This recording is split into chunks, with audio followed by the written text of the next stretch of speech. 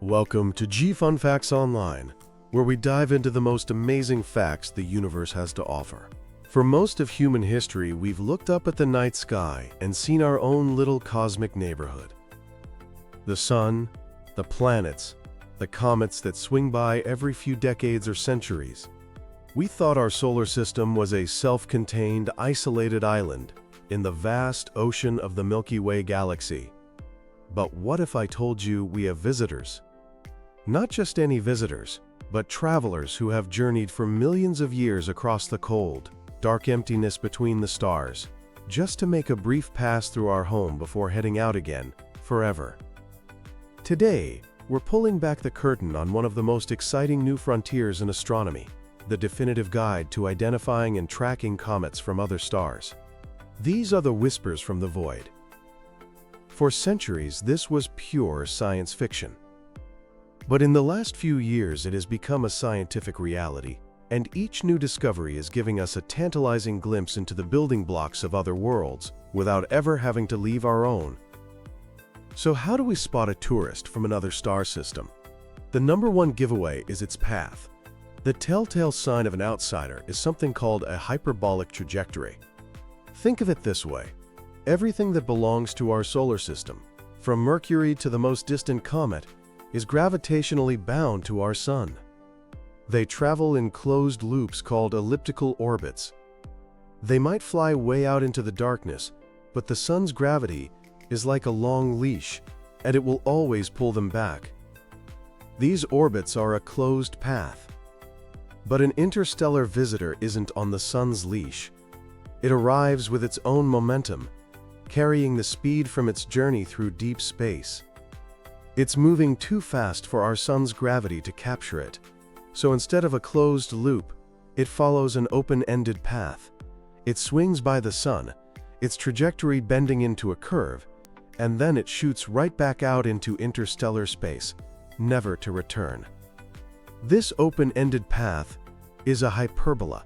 Astronomers use a value called eccentricity to describe the shape of an orbit. An eccentricity of 0 is a perfect circle. An orbit between 0 and 1 is an ellipse, like the Earth's. An eccentricity of exactly 1 is a parabola, the bare minimum energy needed to escape. But any object with an eccentricity greater than 1 is on a hyperbolic path. It's a cosmic runaway.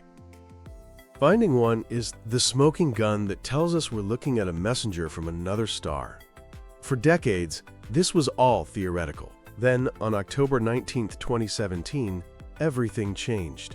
The Pan-STARRS 1 telescope in Hawaii, designed to scan the sky for asteroids, picked up a faint point of light, moving incredibly fast. When astronomers calculated its orbit, they got a shock. The eccentricity was 1.2. This was it. The first confirmed visitor from another star system. The discovery sent shockwaves through the scientific community.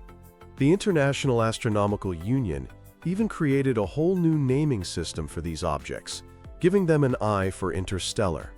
This first visitor was named 1I/Oumuamua, a Hawaiian name that beautifully means a messenger from afar arriving first.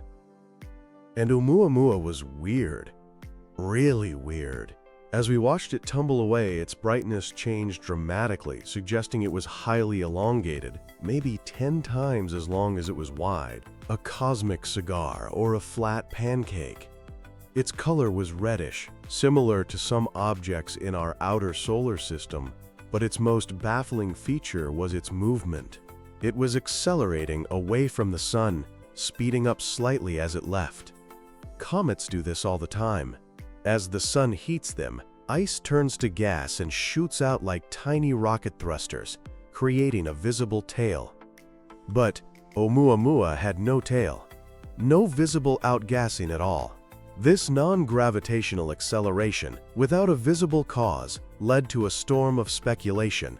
Some serious scientists even proposed it could be an alien artifact, a solar sail, or a probe.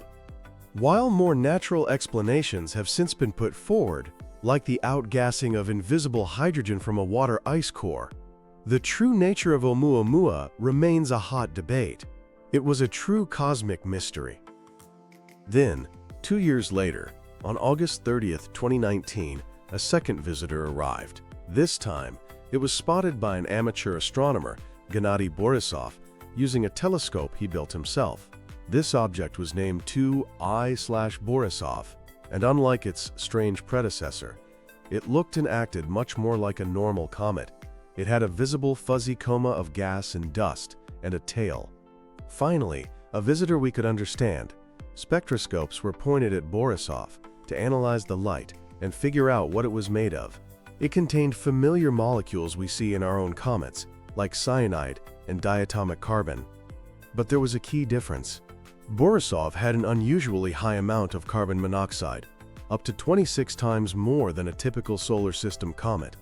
Carbon monoxide ice only forms at extremely low temperatures. This suggests that Borisov came from a very, very cold place, the outer reaches of its home planetary system, a region far colder than our own Kuiper belt. This was huge. It was our first chance to do a chemical comparison between our comets and a comet from another star, giving us priceless clues about the diversity of planetary systems out there. And the family of visitors is growing. In the summer of 2025, the Atlas telescope in Chile spotted a third object on a highly unusual path. It was quickly confirmed as an interstellar object and named 3I/Atlas. Early observations show it's another comet, with a coma and a short tail. But this one might be a giant, possibly up to 20 kilometers in diameter, which would make it the largest interstellar object we've ever detected. Each new visitor is another precious data point, helping us build a picture of what other star systems are like. So how are we finding these cosmic nomads? It's a combination of powerful technology and global teamwork. The first line of defense is wide-field survey telescopes like Pan-STARRS and Atlas. Their job is to scan huge sections of the sky over and over again every single night.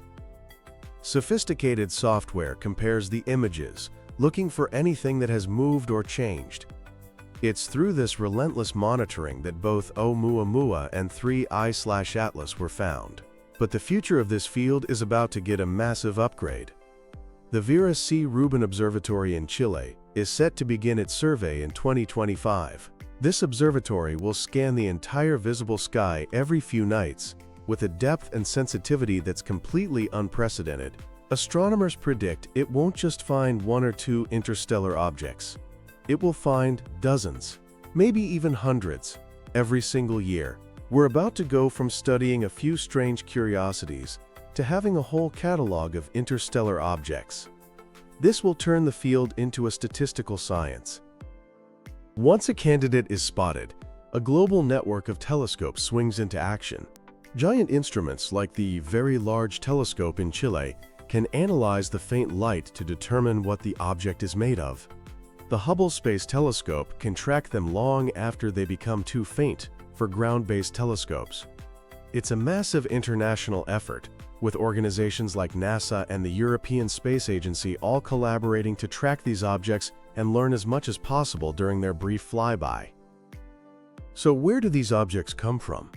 The leading theory is that they are cosmic debris, leftovers from the chaotic process of planet formation around other stars.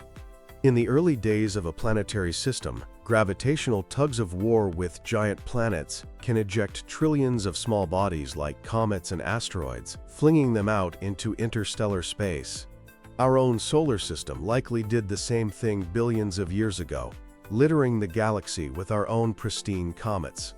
These visitors, then, are direct samples of the building blocks of planets from other star systems, delivered right to our doorstep. By studying their chemistry, we learn about the conditions in the protoplanetary disks, where they were born.